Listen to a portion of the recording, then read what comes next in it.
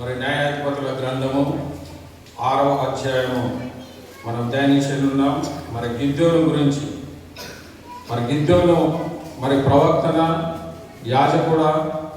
ఎవరండి గిద్యోను? గిద్యోను ప్రవక్తన లేక యాజకుడా?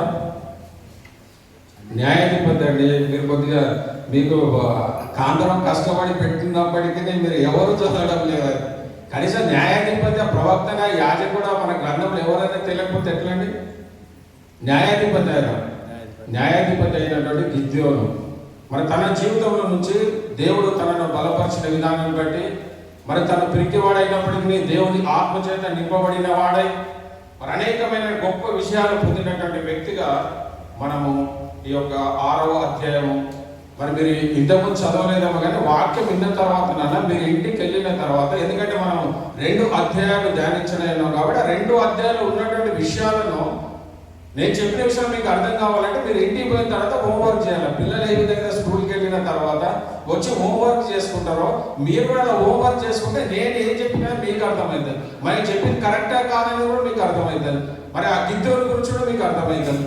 మరి మనం విని వదిలేసే వారికి ఉంటే అది మరి కాంతరం నిజంగా నిన్న ఎంత నేనేమో లేవు, మేము జోగిపెట్టి వెళ్ళాము చాలా, నేను వేరే పని మీద ఫోన్ కొడితేనే అయ్యగారు అంశం మీద మేమేమో ప్రిపేర్ కాలేదు, నేనేమో అక్కడ వేరే పని ఉన్నా, సాయంత్రం 7-8 అయింది, అయినా ఫోన్ కొడుతూనే ఉన్నాడు. అసలు ఏం చెప్పాలో అర్థం కాలేదు. తర్వాత మరి ఇంటికి వచ్చిన తర్వాత మరి దేవుడి సన్నిధిలో మోకాళ్ళు ప్రార్థించినప్పుడు మరి దేవుడు ఇచ్చినటువంటి సందేశం మరి గిద్యోను గురించి మనం పలుమార్లు మరి ఒత్నియేలు గురించి మాట్లాడుకున్నాం. షెమ్గర్ గురించి కూడా నేను ఒకసారి వాక్యం చెప్పాను. మరి దెబోరా గురించి కూడా వాక్యం చెప్పాను, ఈ న్యాయాధిపతుల గురించి. మరి ఇక్కడ ప్రత్యేకంగా దేవుడు గిద్యోను గురించి కానీ ఎప్పుడు మన వాక్యము పంచుకోలేదు కాబట్టి మరి దేవుడు ఇచ్చినటువంటి ఆలోచనకై మరి గిద్యోను గురించి మనం చదవాలని ఆశ కలిగినటువంటి మనం గ్రహించినట్లయితే మరి మొట్టమొదటి ఒకసారి మరి ఎపిసోడ్ రాసినటువంటి పత్రిక మరి 12వ అధ్యాయం మొదటి 2 వచనాలు చదివి మరి అది ఒక సాక్షి సమూహము కలిగినటువంటి దానిలో మరి సాక్షి అక్కడ ఒకసారి చదవమ్మా. ఎపిసోడ్ రాసినటువంటి పత్రిక 12వ అధ్యాయం మొదటి 2 వచనాలు. ఇంత గొప్ప సాక్షి సమూహము మేఘము వలన తమను ఆవరించినందున మనము కూడా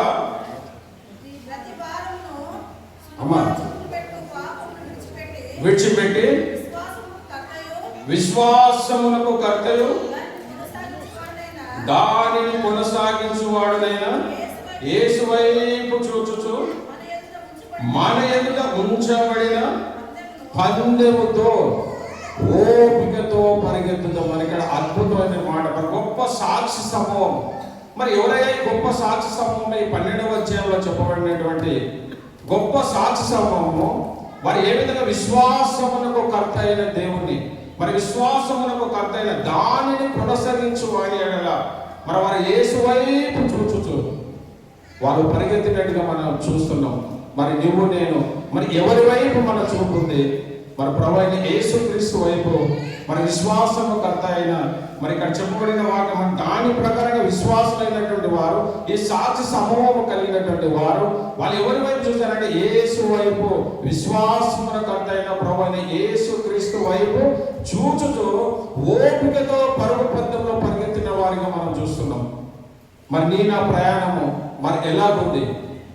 మరి యేసు వైపు మనం చూస్తున్నామా? మరి లోకం వైపు మనం ప్రయాణం చూసేవారు, మనం ప్రయాణం చేసేవారికి ఉన్నామా పిల్లారా?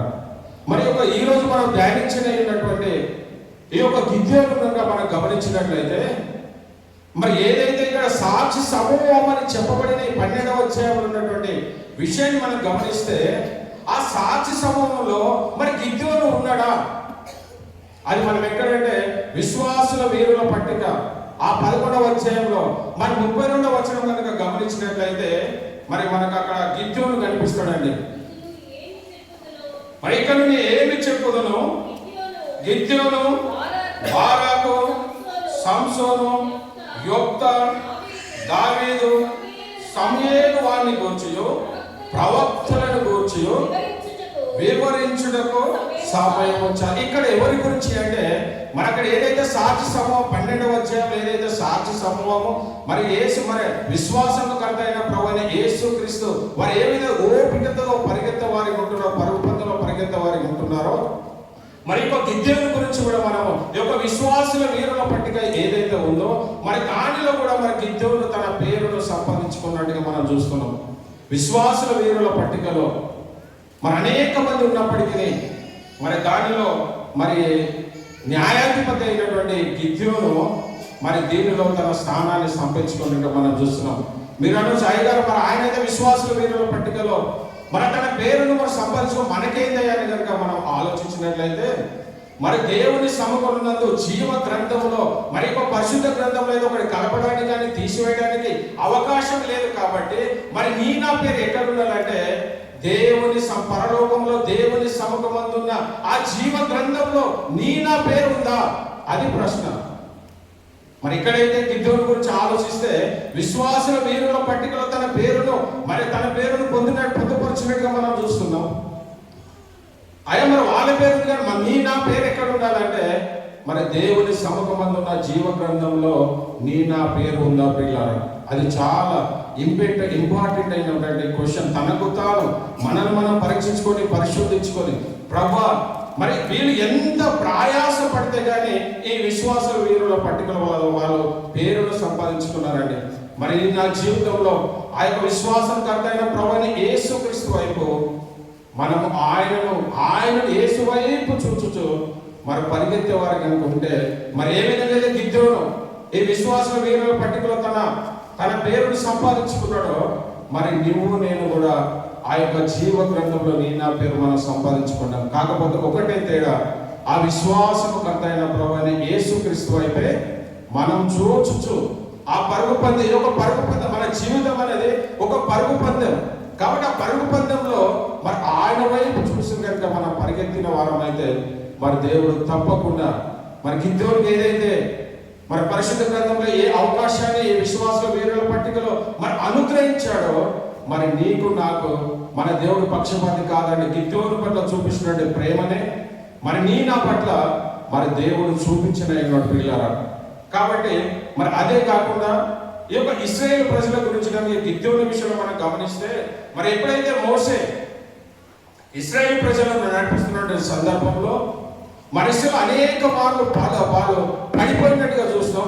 మరి సనగడము గుణగడము ఆహారం ద్వారా అనేక విషయాలలో పడిపోయినటువంటి వారి గురించి మరి ఆయన ముందే వారి గురించి మరి ఏ విధంగా అయితే యాకోబు తన కుమారుల గురించి ఒక్కొక్కరి గురించి ఏ విధంగా తన భవిష్యత్ కాలాన్ని చెప్పాడో మరి ఇశ్రాయేలు అందరి గురించి కూడా మరి ఒక మోషే కూడా వారిని ముందే మరి వీళ్ళు చెరకు అప్పగించబడతారు, వీళ్ళు దాసులుగా అయిపోతారని చెప్పి ఒకప్పుడు దాసులు 430 సంవత్సరాలు ఐగుప్తులు దాసులుగా ఉన్నప్పటికీ ఆ దాసత్వం నుంచి విడిపించినటువంటి సందర్భంలో వాళ్ళు ప్రవర్తించినటువంటి తీరును బట్టి వారు ఆలోచించిన విధానాన్ని బట్టి మరి మోషే కలిగిన తాను చనిపోకముందు చెప్పినటువంటి మాట ఏదైనా ఉందంటే మన ద్వితీయోపదేశకాండం 31వ అధ్యాయం 29వ వచనం మనం చదివితే మరి అక్కడ వారి గురించి వివరించినట్టుగా మనం చూస్తున్నాం పిల్లలు.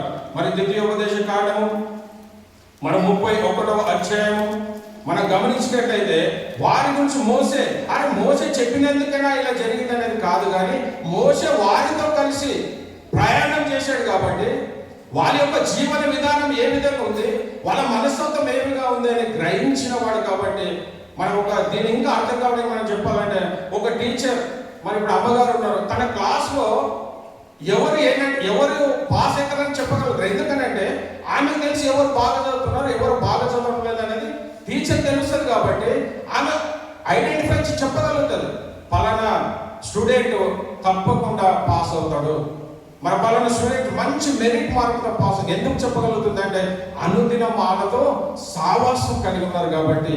మరి ఇక్కడ కూడా ఈ ఇశ్రాయేలు ప్రజలతో మోసే సావాసం కలిగిన వాడు కాబట్టి, వాళ్ళ మనస్తత్వం మెరిగిన వాడు కాబట్టి వారి గురించి చెప్పినటువంటి మాటను మరి ఏదైతే న్యాయాధిపతి గ్రంథంలో మనం గిద్యోను గురించి ఏదైతే మనం చదవగలిగి ఉన్నామో దానికి ఈ యొక్క అవుట్లైన్ ఇది. అంటే ఈ అవుట్లైన్ చదివితే కానీ మనకు లోపల గ్రంథం ఏముందన్నది అర్థం కాదు. మరి 31వ అధ్యాయం మనం 31:29 మనం చదివినట్లయితే మరి ఏలైనగా నేను మరణమైన తర్వాత బొత్తిగా చెడిపోయి నేను మీకు ఆజ్ఞాపించిన మార్గమును తప్పుదురని ఆ దినముల అంతమందు కీడు మీకు ప్రాప్తమగునని నేను ఎరుగుదును. మీరు చేయు క్రియల వలన యెహోవాకు కోపము పుట్టించినట్లుగా ఆయన దృష్టికి కీడైన దానిని చేయుదు. మోసే ముందు ఎరిగిన వాడు పుట్టారా, వారి స్థితి ఎరిగినటువంటి వాడు, వారి మనస్తత్వం ఎరిగినటువంటి వాడు. ఆయన నేను మరణించిన తర్వాత మరి మోసే మరణించాడు. తర్వాత తన బాధ్యతలు ఎవరికి? తన పరిచారకుడైనటువంటి యెహోషువకు అప్పగించాడు. యెహోషువ మరి కానానులో వారికి స్వాస్థ్యాన్ని పంచించాడు. ఆ పంచించిన తర్వాత మరి మంచిగా దేవుడు అనేకమైన విషయాలు వాళ్ళని ఆశీర్వదించినట్టుగా వాళ్ళు వేయని ద్రాక్ష తోటలు, వారు కట్టినటువంటి గృహములు, వారు ఏది కష్టపడకుండా సమస్తం దేవుడు అనుగ్రహించినప్పటికీ మరి దేవుడు వారి పట్ల చేసిన అనేకమైన మేలులను వారి ప్రయాణంలో మరి అరణ్యములో మరి ఎంతో దేవుడు వారిని మరి రక్షించినటువంటి దేవుడు వారి పట్ల అనేకమైన అద్భుత కార్యములు చేసినప్పటికీ మరి దేవుని నుంచి తొలగిపోయిన వారిగా మనం చూస్తున్న పిల్లరా. మరి అది ఈరోజు మనం ధ్యానించినటువంటి ఈ యొక్క న్యాయాధిపతుల గ్రంథంలో కనుక మనం గమనిస్తే మరి న్యాయాధిపతుల గ్రంథము మరి 2వ అధ్యాయం ఇక్కడ కూడా మరి 2వ అధ్యాయం 10వ వచనంలో కనుక మనం చూస్తే మరి అక్కడ చెప్పినటువంటి విషయము ఆ తరము వారందరూ తమ పితరుల యొద్దకు చేర్చబడి వారు తరువాత యెహోవానైన ఆయన ఇశ్రాయేలుల కొరకు చేసిన కార్యములైనను ఎరుగని తరమొకటి పుట్టగా ఇశ్రాయేలు యెహోవా కన్నుల ఎదుట కీడు చేసి ఐగుప్తు దేశములో నుండి వారిని రప్పించిన తమ పితరుల దేవుడైన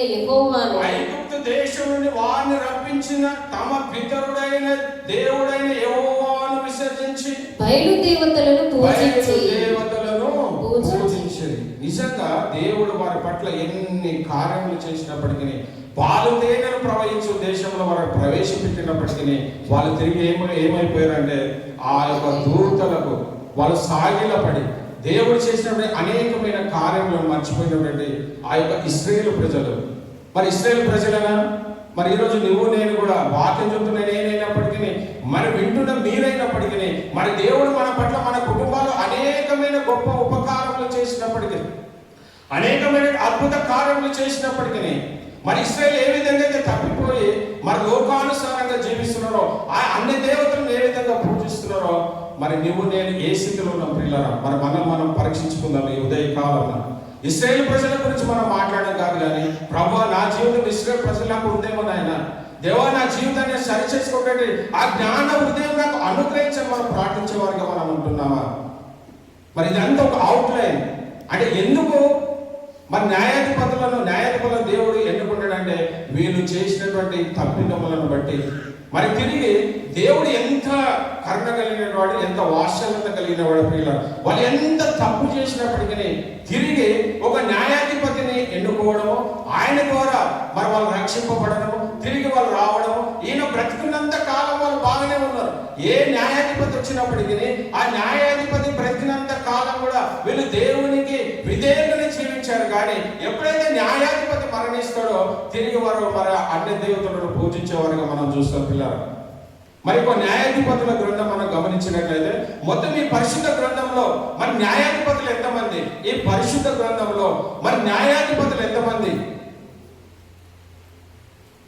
న్యాయాధిపతులు మొత్తం పరిశుద్ధ గ్రంథం అంటున్నాం మనం, మీరు వేరే పరిశుద్ధ గ్రంథంలో మొత్తం న్యాయాధిపతులు 15 మంది న్యాయాధిపతులు. మనం ఈ న్యాయాధిపతుల గ్రంథం ఏదైతే ఈరోజు మనం ధ్యానించలేమో దీంట్లో 13 మంది న్యాయాధిపతులు ఉంటారు. ఒత్నియేలు, షెమ్గరు, ఏబోదు, దెబోరా, గిద్యోను. 5వ వాడైనటువంటి గిద్యోను మనం ఈరోజు ధ్యానిస్తున్నాం. 5వ వాడైన గిద్యోను. మరి ఇంకా ఇద్దరు ఎవరంటే మన సమూయేలు గ్రంథంలో మనం చూసినట్లయితే మరి సమూయేలు ఒక ప్రవక్త, ఒక యాజకుడు, ఒక న్యాయాధిపతి. మరి ఏకకాలంలో 3 పదవులను ఆయన కొనసాగించిన వాడు సమూయేలు. మరి ఇంకొకరు ఎవరంటే ఏలి. మరి ఏలి ఒక యాజకుడు గాను ఒక న్యాయాధిపతి గాను ఉన్నట్టుగా మనం చూస్తున్నప్పుడు అంటే మొత్తం పరిశుద్ధ గ్రంథంలో ఈ న్యాయాధిపతి గ్రంథంలో 13 మంది న్యాయాధిపతులు. తర్వాత ఆ యొక్క మరి సమూయేలు గ్రంథంలో మనం చూసినట్లయితే మరి ఇద్దరు న్యాయాధిపతులు మనం చూస్తాం. మరి ఈ రోజు మనం ధ్యానించలేనటువంటి మరి ఒక న్యాయాధిపతుల గ్రంథంలో ఉన్నటువంటి కనుక మనం గమనించినట్లయితే మరి 6వ అధ్యాయము మనం చదివినట్లయితే అక్కడ కొన్ని విషయాలు మనం ధ్యానిస్తామండి. మరి యొక్క న్యాయాధిపతుల గ్రంథం మొత్తం మనము చూసినట్లయితే దీని యొక్క చరిత్ర 325 సంవత్సరాలు కలిగినటువంటి చరిత్ర. ఈ గ్రంథమంతా కూడా మరి 325 సంవత్సరాల గ్రంథం. అది ఎప్పుడైతే మనం తప్పిపోయినట్టు మనం ఇంతకుముందు చూసినట్టుగా మరి ఏ విధంగా అయితే వారు మన మోసే చెప్పిన విధంగా వాళ్ళు ఏ విధంగా తప్పిపోయి ఉన్నారో మరి మన 2వ అధ్యాయం 10వ వచనంలో చూసినట్టుగా మరి దేవుడు చేసిన కార్యాలన్నిటి మర్చిపోయి మరి తిరిగి కూడా వారు పాపం చేసినట్టుగా మనం చూస్తున్నాం. మరి మొదటి 2 వచనాలు కనుక మనం గమనిస్తే ఇశ్రాయేలీయులు యెహోవా దృష్టికి దోషులైనందున యెహోవా 7 ఏళ్ళు వారిని మిద్యానీయులకు అప్పగించెను. ఇక్కడ మరి ఇక్కడ చూసినట్టు స్పష్టంగా దేవుడు పరిశుద్ధాత్మ దేవుడు ఏంటంటే ఇశ్రాయేలులు యెహోవా దృష్టికి దోషులైన 7 ఏళ్ళు వారిని ఎవరికి అప్పగించాడు? మిద్యానీయులకు అప్పగించాడు. మరి ఈ మిద్యానీయులు ఎవరు? మిద్యానీయులు ఎవరు? వీళ్ళు అసలు ఎవరి సంతానం? ఈ మిద్యానీయులు ఎవరు కాదు పిల్ల, విశ్వాసులకు మరి తండ్రి అయినటువంటి అబ్రాహాము యొక్క కుమారుడు సంతానమే వీరు. అయ్యా మరి సంతానం ఎక్కడదయ్యా? ఈసాక్ కదా, ఇస్మాయిల్ కదా. మరి వీళ్ళు ఎవరంటే మరి శారమ్మ మరణించిన తర్వాత మరి ఆయన వివాహం చేసుకుంటాడు. వివాహం చేసుకున్న తర్వాత మీకు డౌట్ ఉంటే ఒకసారి ఆదికాండం 25వ అధ్యాయం మొదటి 2 వచనాలు చదవండి. ఆదికాండం 25వ అధ్యాయం మొదటి 2 వచనాలు. అబ్రహాము మరలా ఒక స్త్రీని వివాహము చేసుకొని ఆమె పేరు కెతూరా. ఆమె అతనికి జిమ్రాను, యోక్షాను, మేదాను, మిద్యాను. ఇక్కడ మిద్యాను మనం ఇప్పుడు ఏదైతే చదువుతున్నామో మరి మిద్యాను ఎవరంటే మరి అబ్రాహాము కెతూరాకు పుట్టినటువంటి సంతానమైనటువంటి మిద్యానే. మరి వీళ్ళు ఎవరు అంటే మరి బంధువులే, ఇశ్రాయేలుకు బంధువులే కదా, మరి అబ్రాహామే కదా. మరి ఎప్పుడైనటువంటి అబ్రాహాము ద్వారా వచ్చినటువంటి అబ్రాహాము పుట్టినటువంటి కుమారుడు ఈసాకు, మరి ఈసాకు పుట్టినటువంటి కుమారుడు మరి యాకోబు, ఏశావు. మరి ఈ యాకోబు మరి ఏ విధంగా అయితే మరి తన అన్నను మోసగించి తన మామ దగ్గరికి వెళ్ళి తిరిగి వచ్చినప్పుడు మరి ఎప్పుడైతే ఆ పెనియేలు దగ్గర ఆయన దేవుడికి ప్రార్థించినప్పుడు నీ పేరు యాకోబు కాదు ఇశ్రాయేల్ అని మరి చెప్పబడ్డట్టుగా మనం చూస్తున్న పిల్లలు మరి తన సొంత బంధువులే. మరి మనం కూడా మన యొక్క నిజ జీవితం కూడా చూసినట్లయితే శత్రువులు ఎవరో బయట నుంచి ఉంటారండి. మన బంధువులు అయినటువంటి వారే మనకు శత్రువులు ఉంటారు. మన సంఘంలో కూడా సంఘం అందరూ బ్రదర్ అంత మాత్రమే వాళ్ళు కూడా మనకు శత్రువులు ఉంటారు. అది మనం ఎప్పుడు మర్చిపోకూడదు. ఏదో బయట నుంచే శత్రువులు రావాల్సిన అవసరం లేదు. మరి ఇక్కడ చూస్తే విద్యార్థులు ఎవరో కాదు, వాళ్ళకి సహోదరులు కావాల్సినటువంటి వారే. అయినప్పటికీ వారి మీద తిరుగుబాటు చేయడానికి మరి వారు కూడుకున్నట్టుగా మనం చూస్తున్నాం. మరి 2వ వచనం చదవమ్మా. మిద్యానీయుల చేయి ఇశ్రాయేలీయుల మీద హెచ్చాయను గనుక వారు మిద్యానీయుల ఎదుట నిలువలేక కొండలోనున్న వాగులను, గృహలను, దుర్గములను తమకు సిద్ధపరచుకొని. ఇప్పుడు ఈ యొక్క ఇశ్రాయేలుల పరిస్థితి కనుక మనం గమనిస్తే ఈయన దశకు వచ్చినట్టుగా చూస్తున్నాం. తినడానికి ఆహారం లేనటువంటి పరిస్థితి. మరి ఏ పంట వేసినప్పటికీ మరి మిద్యానీయులు మరి అమోనీయులు వీళ్ళందరూ వచ్చి మరి తూర్పు దేశంలో ఉన్న వారు అందరూ కలిసి ఒక మిడతల వల్ల వేడి మీద దండెత్తి ఆ పంటనంతా నాశనం చేసినట్టుగా మనం చూస్తున్నాం పిల్లలు.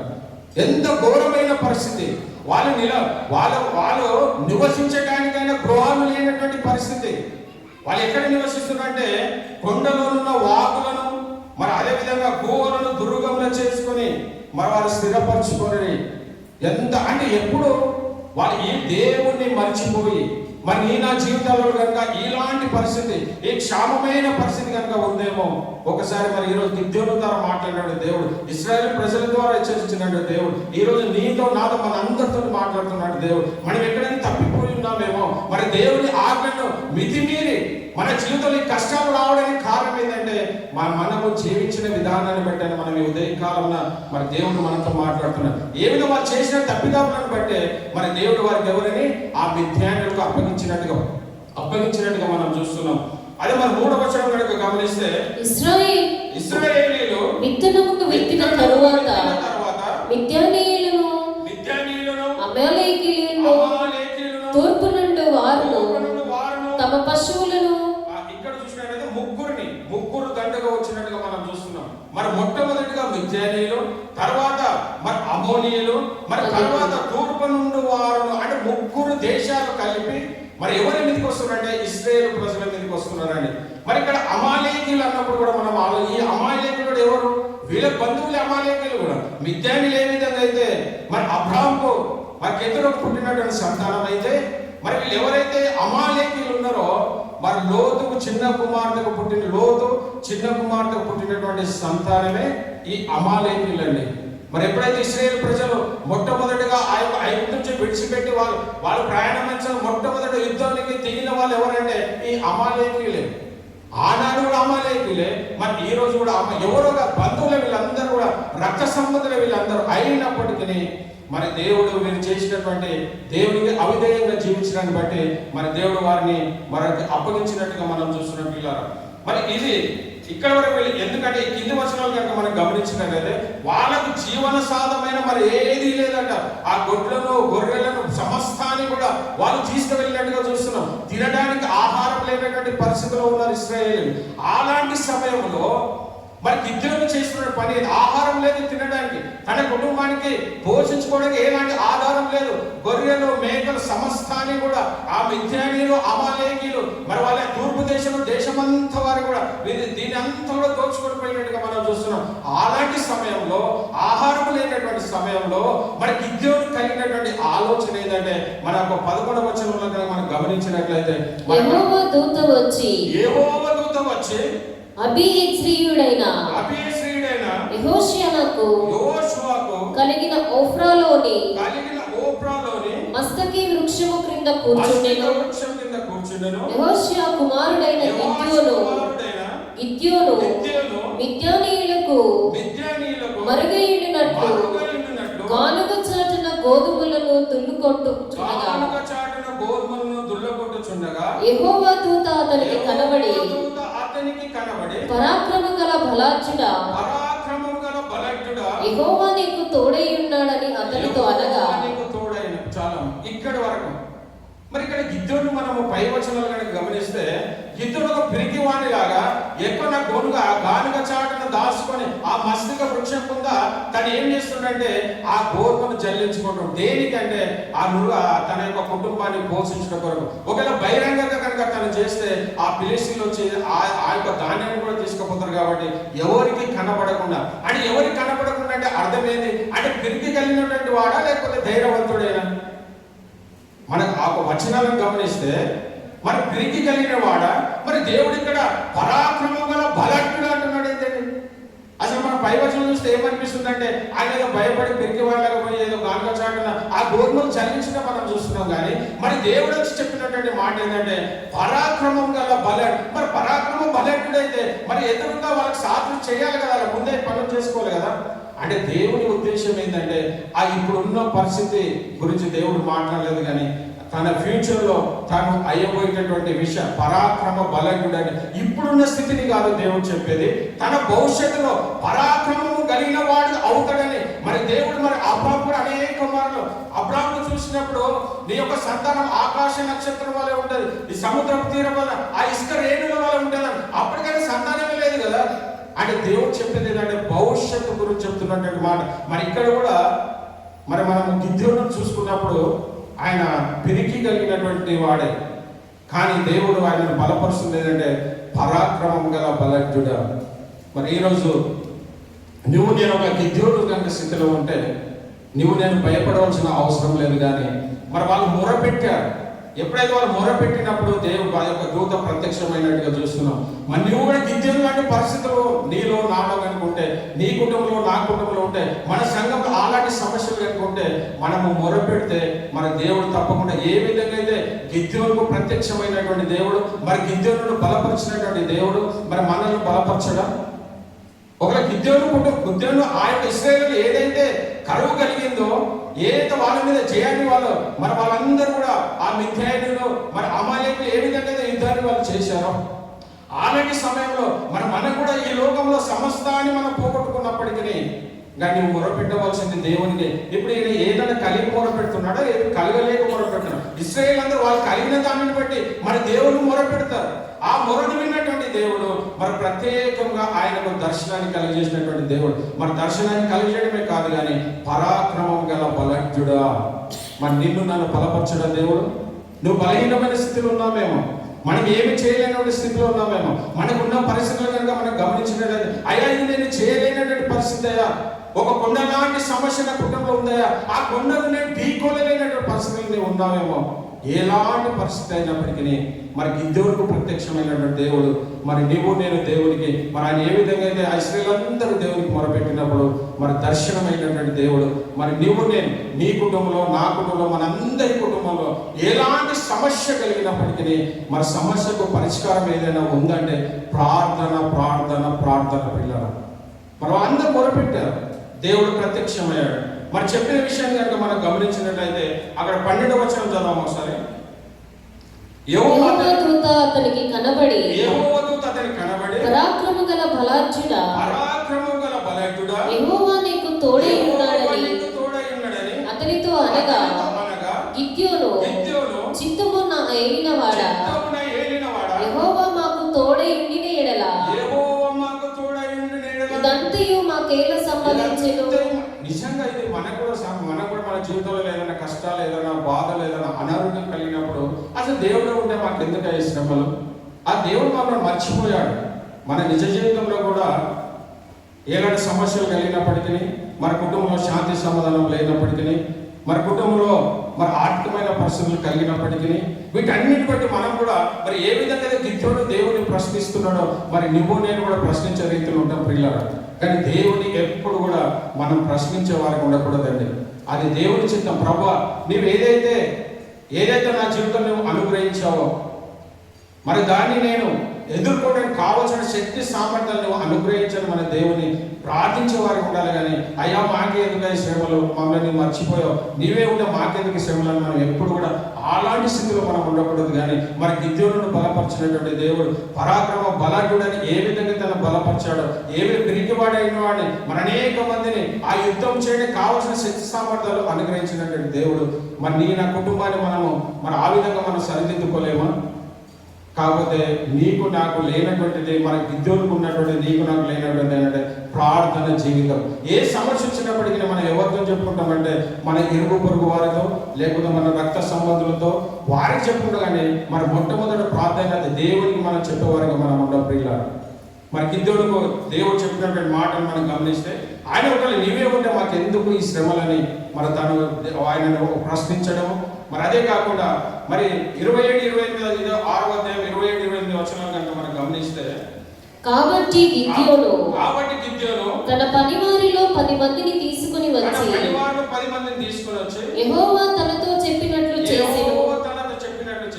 అతడు తన పితరుల కుటుంబమునకును ఆ ఊరి వారికి భయపడినందున పగలు దానిని చేయలేక రాత్రి వేళ చేసెను. ఆ ఊరి వారు వేకువనే లేచినప్పుడు బయలు యొక్క బలిపీఠము విరగొట్టబడి ఉండెను. దానికి పైగా ఉన్న దేవతా స్తంభమును ఇక్కడ ఏదైతే మన దేవుడు ప్రత్యక్షమయ్యాడు, దేవుడు ప్రత్యక్షమైన ఇద్దరికి సంభాషణ జరిగింది.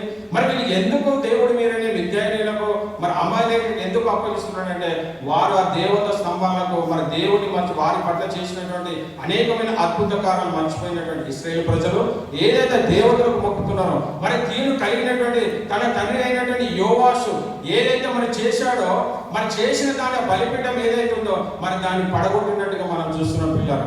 మొట్టమొదట ఆయన చేసినటువంటి అద్భుత కార్యం ఏంటంటే తన కుటుంబంలో ఏదైతే తండ్రి యోవాషు అయిన తన తండ్రి మరి ఏదైతే ఆ దేవత స్తంభం కట్టాడో ఆ దేవత స్తంభం నిలబెట్టాడో మరి మొట్టమొదటి ఆయన చేసినటువంటి కార్యం ఏంటంటే మరి ఇక్కడ కూడా మరి పిరికివాణిగానే కనిపిస్తున్నాడు గిద్దెవుని. ఇక్కడ కూడా చూసినట్లయితే ఒకవేళ మన పగలు కనుక దేవస్తంభాలను పగలు కొడితే మరి ఊరు అందరూ వచ్చి మనం అనేక విధాలుగా మనల్ని కొడతారో చంపుతారో ఏదైనా భయపడి రాత్రి వేళలో ఆ దేవత స్తంభాలను పడగొట్టినట్టుగా మనం చూస్తున్నాం.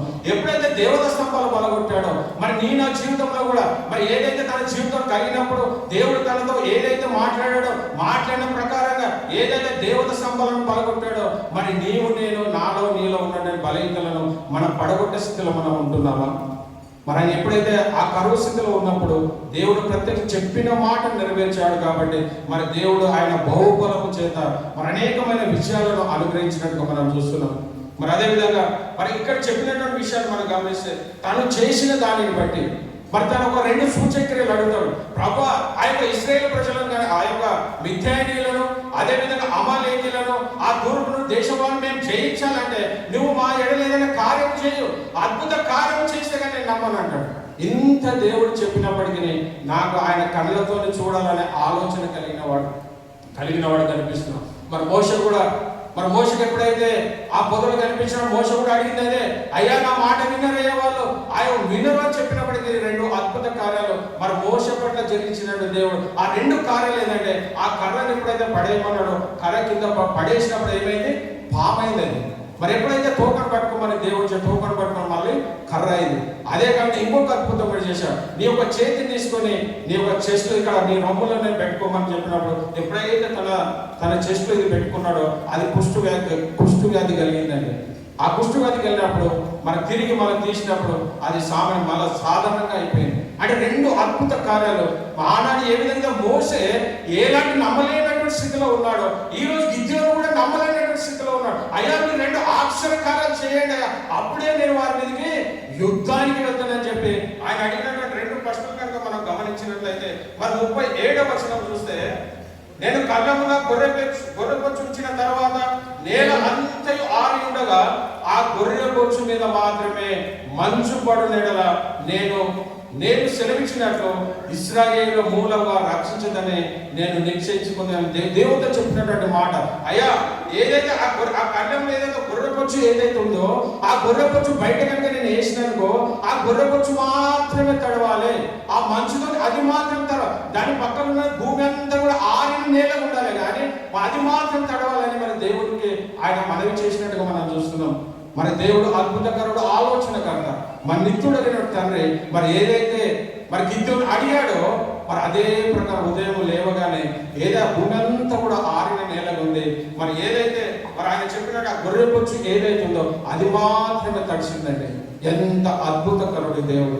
ఆయన ఏదైతే అడిగాడో మరి అడిగిన దాని ప్రకారం చేశాడు. ఇంకా నమ్మలేనటువంటి స్థితిలో ఉన్నాడు. మోసే ఏ విధంగా అయితే ఆ పాము చేప నమ్మలేనటువంటి స్థితిలో ఉన్నాడు. ఇంకొక 2వ సూచక్రియ ఏ విధంగా చేశాడు మరి ఇంకా కూడా 2వ సూచక్రియ మరి మనం 39వ వచనం చూస్తే అప్పుడు గిద్యోను నీ కోపం నా మీద పడనీయకము, ఇంకొక మారి ఆ బొచ్చు శోధింప సెలవేమో, నేను నేలంతటి మీద మంచు పడి ఉండగా ఆ బొచ్చు మాత్రం పొడిగా ఉంటుందని దేవునితో అనగా అసలు ఒక కార్యం చేశాడు దేవుడు.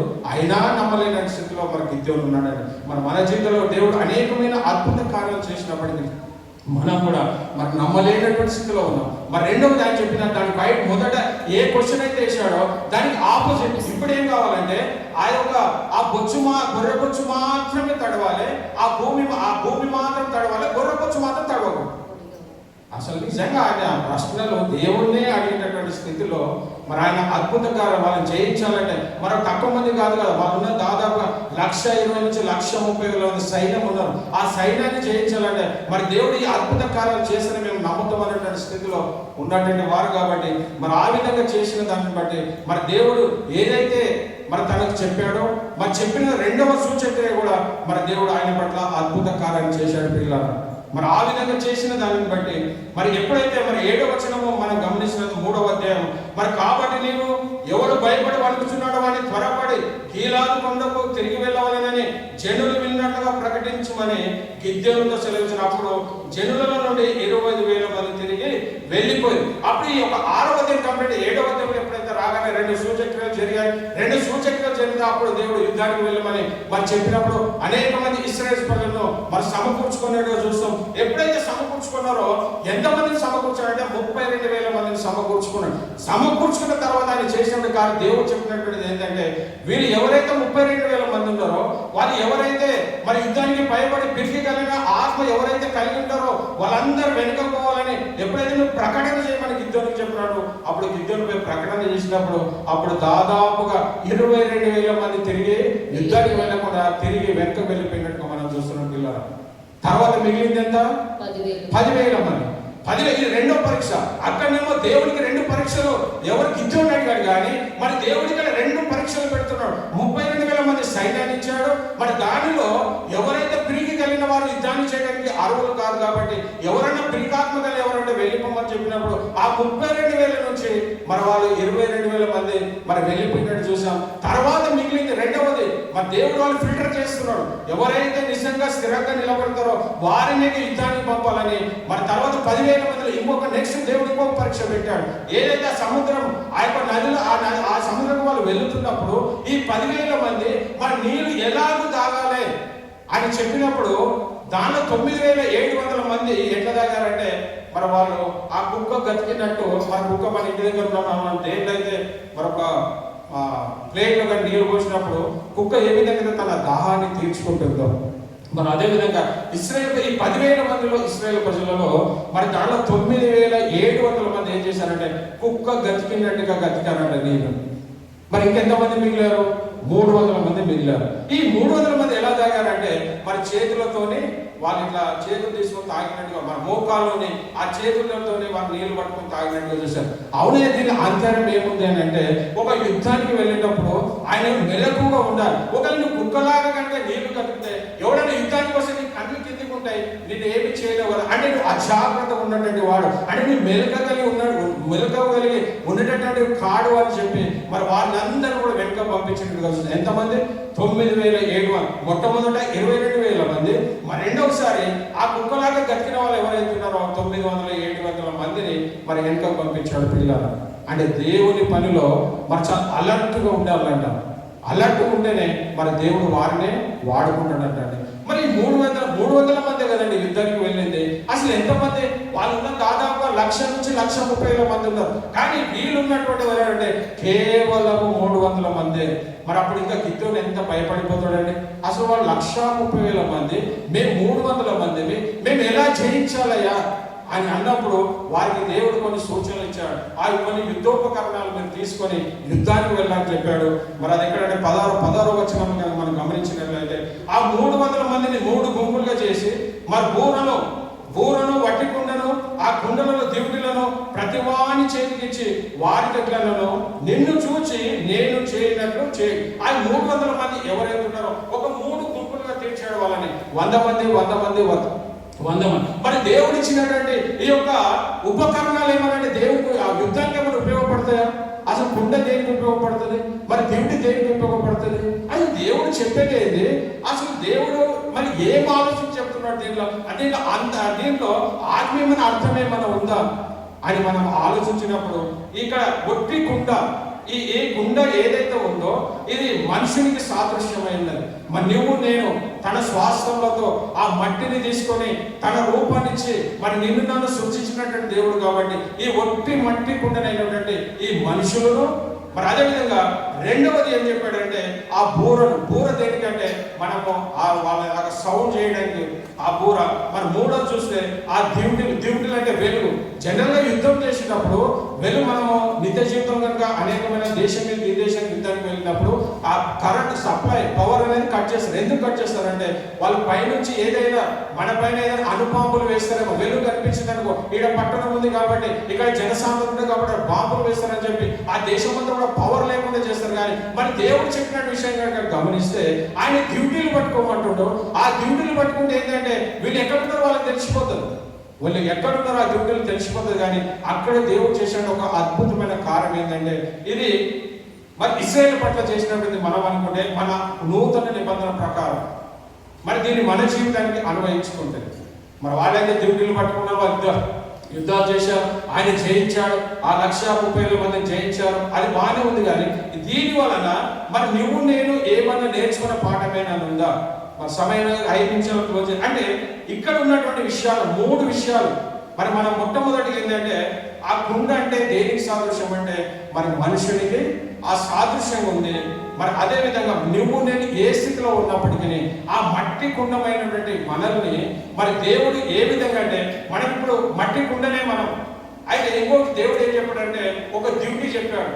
ఆ డ్యూటీ చెప్పి ఏం చేసిందంటే ఈ మట్టి కుండ ఏదైతే ఉందో ఆ డ్యూటీ మీద మూసేయమన్నాడు. డ్యూటీ పైన పెట్టమన్నాడు. డ్యూటీలో పట్టుకొని దానిపైన కుండ పెట్టి, అంటే ఒక చేతిలో ఎడమ చేతిలో కుండ, మరి మంచి చేతిలో ఆ డ్యూటీ ఉంది. అయితే నువ్వు చేయవలసిన పని ఏంటంటే ఈ డ్యూటీ ఏదైతే ఉందో ఆ డ్యూటీ మీద ఆ కుండను వేయమంటాడు.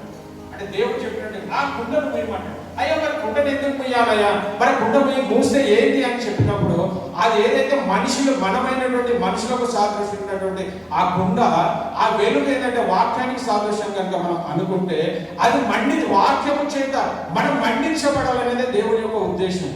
వాక్యం చేత మండించబడాలి, ఆ వాక్యం చేత మండించబడాలి. మరి శరీరాశ, నేత్రాశ, జీవోద్యమం ఏవైతే దేవునికి అయిష్టమైన కార్యాలు ఏవైతే ఉన్నాయో నీ జీవితం అవన్నీ కూడా అయిపోవాలంటే కాలి బూడిదైపోవాలి. ఆ కాలి అంటే ఈ మంట ఎప్పుడైతే ఈ డ్యూటీ ఆ కుండలో వెలుగుతున్నప్పుడు ఆ యొక్క మనమంతా కూడా వెలిగించబడాలి. మనం వెలిగించబడి మరి వెలిగించడం ఎందుకయ్యారంటే నీలో నాలో దేవుడికి ఉన్నటువంటి అసహ్య కార్యములన్నీ కూడా అవి ఏం కావాలంటే ఈ యొక్క అగ్ని చేత, ఈ యొక్క డ్యూటీ చేత అవి కాలబడాలి. మరి కాలబడితే సరిపోతుందా? దేవుడు అది కూడా చెప్పలేదు. అది ఎప్పుడైతే కాలబడిన తర్వాత ఆ కుండను పగలగొట్టమన్నాడు. ఆ కుండను పగలగొడితే అప్పుడు ఏం కనిపిస్తుందంటే నీకు ఒక వెలుతురు కనిపిస్తుంది. ఆ వెలుతురు కనిపిస్తా అంటే ఇక్కడ మనుషులమైనటువంటి మనము నేను నిలబడ్డా నేను కాదు కానీ దేవుడే నిలబడ్డట్టుగా, అంటే నువ్వు నేను మరి పౌలు గారు చెప్పిన విధంగా మరి నేను జీవిస్తున్నాను కానీ నాయందు క్రీస్తే జీవిస్తున్నాడు పౌలు ఏ విధంగా అంటాడో మరి ఆ విధంగా మనం ఎప్పుడైతే ఆ కుండ లాంటి మన జీవితం, మరి విలువలేనటువంటి మన జీవితం, మరి ఎలాంటి ఆధిక్యత లేనటువంటి జీవితం, ఎలాంటి ప్రాధాన్యత లేనటువంటి మనలను మరి దేవుడు ఎంత అద్భుతకరంగా మన పాపముల నిమిత్తం, అపరాధముల నిమిత్తం ఆ కలువరి శిలువలో తన ప్రాణాన్ని అర్పించాడు. ఎప్పుడైతే నీ కుండ పగల పడుతుందో అప్పుడే నీ ద్వారా వెలుగు ప్రకాశింపబడుతుంది. మరి వీళ్ళు 300 మంది కానీ అనేక మందిని వాళ్ళు జయించినట్టు మనం చూస్తున్నాం. మరి సహోదరులు ఐక్యత కలిగి నివసించుట ఎంతో మేలు, ఎంతో మన సంఘంలో మన కుటుంబంలో ఒక ఐక్యత కలిగి ఎప్పుడైతే వెలుతురులో ఉన్నటువంటి ఏంటంటే నేను యేసుక్రీస్తును పోలి నడుచుకున్నట్లు మీరు నన్ను పోలి నడుచుకునే అపోస్తలులు మరి 1:11 మనం చూస్తాం కదా. మరి ఆయనను పోలి మనం నడుచుకునేవారు. ఎప్పుడు నువ్వు పోలి నడుచుకున్నావు అంటే నేను అనే అహము మరి దేవుడికి ఇష్టమైన కార్యాలని ఎప్పుడైతే నీళ్ళలో పోతాయో మరి వాటన్నిటికీ కూడా మనము చెప్పు పెట్టవలసిన వారం ఉన్న పిల్లలు. కాబట్టి ఎప్పుడైతే నువ్వు వెలుగుగా ఆ వెలుగులో మరి చీకటికి చోటు లేదు కాబట్టి నువ్వు ఒక ప్రకాశించే వాడిగా నువ్వు ఉండాలి. మరి అది మన సమయం లేదు కాబట్టి సమయం అయింది కానీ మరి దేవుడి చిత్తమైన మరొక పర్యం మనం చదువుకుందాం. మరి దేవుడు మరి వాక్యాన్ని మరి దీవించి మరి ఆశ్రయించబడిన కాగా ప్రార్థించుకుందాం. ప్రార్థన మహాపరిశుద్ధమైనటువంటి మా ప్రియ తండ్రి, దేవాన్ని ఘనమైన నామమున వందనాలు స్తోత్రం చెల్లిస్తున్నాం. మరి గిద్యోను ద్వారా ప్రభావ మీరు మన మాట్లాడిన ప్రతి మాటను బట్టి నీకు వందనాలు. మరి గిద్యోను పిరికివాడైనప్పటికీ నాయన ప్రభా పరాక్రమం గల బలాఢ్యుడా అని ఆయనను ఎన్నుకొని ఆయనను బలపరిచినటువంటి గొప్ప దేవుడు. మరి మేము కూడా ఆత్మీయమైన స్థితిలో నాయన ప్రభా మరి పిరికివారి స్థితిలో మేము ఉన్నామేమో నాయన. మరి గిద్యోను దర్శించినటువంటి దేవుడు మరి ఉదయకాలంలో ప్రభా మా ప్రియ బిడ్డలందరూ నాతో అందరితో మీరు దర్శించి మరి ఆయన బలపరిచినటువంటి దేవుడు. ఆయన ద్వారా అనేకమైన విషయాలు పొందుకున్నట్టుగా మరి మేము కూడా నా నిత్య జీవితంలో అనేకమైన విషయాలు పొందుకునే కృపను ప్రతి బిడ్డకు నేను అనుగ్రహించి మరి విత్తబడిన వాక్యం ప్రతి బిడ్డ హృదయంలో నీరు కట్టి ఫలింపు చేయమని మరి సమస్త మహిమ ఘనత ప్రభావం మీకు చెల్లిస్తూ అతి త్వరలో రానైన ప్రభాని యేసు క్రీస్తు పేరిట ప్రతిమాలు పెట్టుకుంటున్నాను తండ్రి. ఆమేన్.